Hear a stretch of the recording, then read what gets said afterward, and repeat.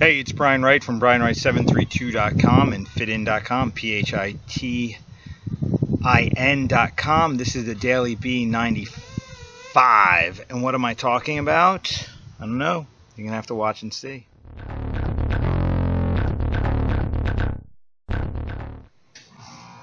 Hey, this is Brian, and I am talking about today being an artist versus being a businessman. So if you're good at a craft, you've got a skill, you're very good at it, it doesn't mean you're a business person. It means you're an artist. And because you're an artist doesn't mean anything besides you're good at your craft. Maybe you have the ability to produce something that could be used in business. But until you actually sell it, you're not a business person. So you could be good at martial arts, you could be good at fitness, but until you figure out how to make a life off of that, you're not a business person. You're an artist. You're a hobbyist. You're someone that's playing with something versus creating substantial wealth and growth off of it.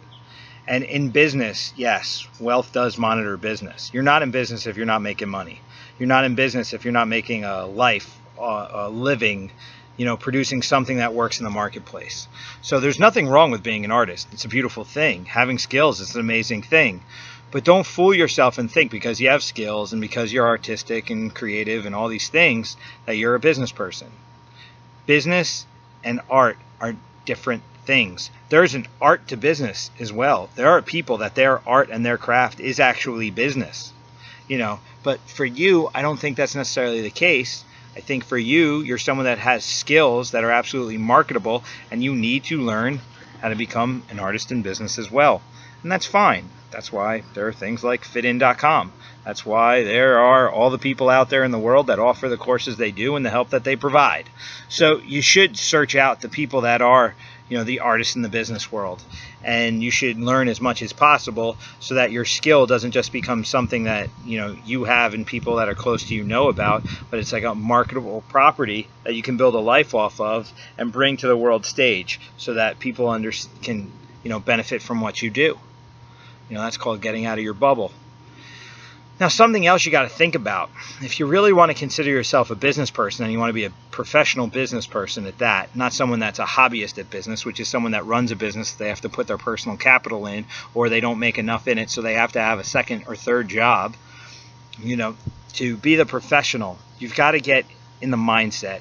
And I don't want to sit here and be in this money mind guru nonsense, but you have to be in the habit, which requires a mindset of making money on a daily basis and setting up your business so if it's opened or closed, it's still acquiring leads and has opportunities to acquire money and funding so that you can continue to do it.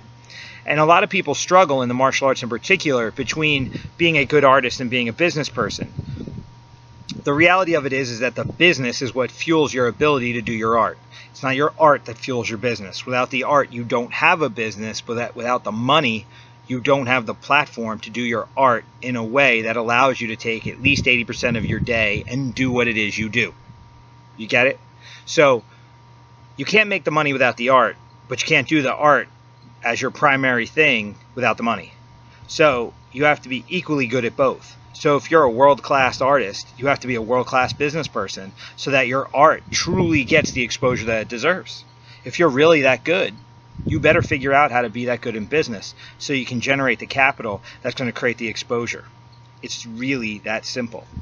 So again, you can be an artist, or you can be a business person, or you can be both. If you can be both, that's when all the good things are going to happen and the real exposure is going to come, and you're going to do the real justice to all that work and time and effort you've put into your skills. And if you're putting all your time and effort into your business, you better have other artists in your employ, because it does take true artists and craftsmen in every field to really drive businesses forward. You have to have somebody that's good at something, because that's what business is all about. It's marketing and creating value off of that. So there really is that value. You're not selling out by making a living doing your art. And as a business person, you're not a scummy business person. You're the glue that binds everything together. You create the opportunity and the foundation in which the arts can build themselves off of. So It's hot as hell here in New Jersey, so I'm a little bit slower than I normally am today. Anyone who knows me knows I'm not the best in heat, so I'm speaking a little slower, so this may not be the most engaging episode I've ever done, but I'm really trying, folks. I'm really trying. So my art functions best, I guess, in more mild temperatures. The heat just sucks the life out of me. So, all right, quick recap. You could be amazing at what you do, and that'll make you an artist. If you can make money off of it, that creates a living for yourself and the opportunity for those you love to live a better life, then you're a business person. You've got to be a little bit of both if you want to be successful in 2016 and beyond. So don't call yourself a sellout, or don't let anyone call you a sellout because you're focusing on your business. Just don't lose the quality of your art because you're developing a business. Your business should be there to enhance your art, to create more art, to grow your art, to grow your exposure, not to be the thing you throw yourself into and then ignore your craft. And that is a bit of an issue. I can get into a whole nother line of thought here. I don't know if I really want to go down that road. I'm going to do it really quick. So the people that are buying into the systems that are saying you can teach whenever you want to teach and you can only do whatever you want to do whenever, blah, blah, blah, spend money with me, I'm going to give you all the most amazing systems in the world. Those are the people that are going from being artists to being business people. And eventually they're going to crash and burn because it was their understanding of the arts that made them who they are and brought them the people that they had, that put them in a position that they could have money to invest in this crazy system that's trying to convince them that they're not necessary anymore. It's nuts. You are the primary vehicle of your business. You are the driving force. Your skills have always been the thing that brought people in and kept them there. So why would you remove yourself from that? If you want to retire from being the artist, you have to bring in better artists than yourself. And if you are really good at your craft and you're really good at building community, you may have that opportunity. But if you're standing in a room in front of all these people with no one standing next to you, with even close to your ability to convey information, then you do not have the ability to buy some magic system that's going to let you kick it while everyone else is killing themselves to make you money. Makes 0 sense. So, got a little fired up. I got beyond the heat there. Kind of caught my stride. So maybe I'll get a little bit deeper in that tomorrow. Maybe something else will happen. I don't know. Maybe I'll go on Facebook Live and talk about this more. Follow my stuff and you'll see what I do. All right, peace. I'm out.